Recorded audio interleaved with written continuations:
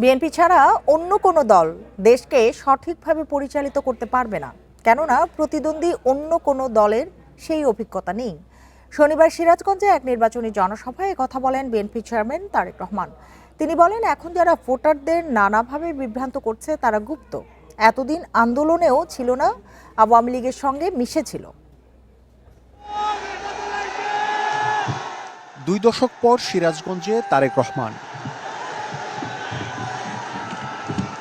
উত্তরবঙ্গে 3 দিনের সফরের শেষ দিন বিকেল 3:30টার দিকে বিসিক শিল্পনগরীর মাঠে নির্বাচনী জনসভায় আসেন বিএনপি চেয়ারম্যান। তার উপস্থিতিতে স্লোগানে মুখর হয়ে ওঠে পুরো মাঠ। উপস্থিত নেতাকর্মীদের সঙ্গে কুশল বিনিময় করেন তারেক রহমান, সঙ্গে সহধর্মিণী ডাক্তার জুবাইদা রহমান। বক্তব্যের শুরুতে সিরাজগঞ্জ সহ উত্তরবঙ্গ নিয়ে তুলে ধরেন তার ভবিষ্যৎ পরিকল্পনা। মসজিদের ইমাম ও অন্যান্য উপাসনালয়ে ধর্মগুরুদের সম্মানী দেওয়ার প্রতিশ্রুতি দেন তিনি। আমরা চাই এই যে ইমাম সাহেব, খতিব সাহেব, মুয়াজ্জিম সাহেব সহ অন্য ধর্মের যারা ধর্মগুরু আছেন তাদের পাশে সহযোগিতার হাত বাড়িয়ে দিতে, তাদের জন্য সরকারের পক্ষ থেকে মাসিক একটি সম্মানের ব্যবস্থা করতে আমরা চাই।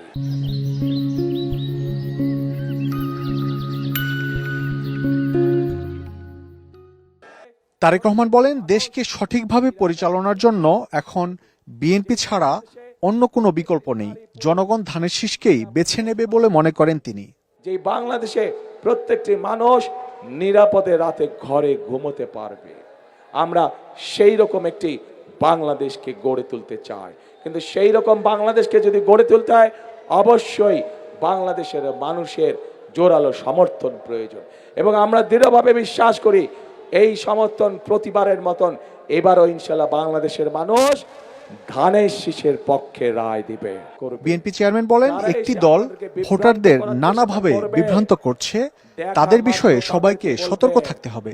গুপ্ত তোমরা পারবেন বলতে, যারা এসে বিভ্রান্তিমূলক কথা ছড়াবে তাদের একটাই নাম, তারা হচ্ছে গুপ্ত। কারণ তাদেরকে গত 16 বছর আমরা দেখি নাই, তারা এদের সাথে মিশেছিল। যারা 5 তারিখে পালিয়ে গিয়েছে তাদের সাথে তলে তলে এরা মিশেছিল।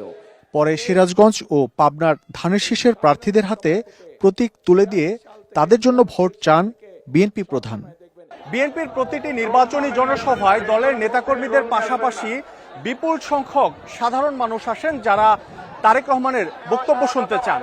তাই তারেক রহমান সবার চাওয়া পাওয়া মাথায় রেখেই দিচ্ছেন নানা প্রতিশ্রুতি, আর বলছেন ধানের শীষকে বিজয়ী করতে পারলেই কেবল সব প্রতিশ্রুতি বাস্তবায়ন করা সম্ভব হবে। মাহমুদ শরীফ, ইন্ডিপেন্ডেন্ট নিউজ, বিসিক শিল্পনগরী মাঠ, সিরাজগঞ্জ।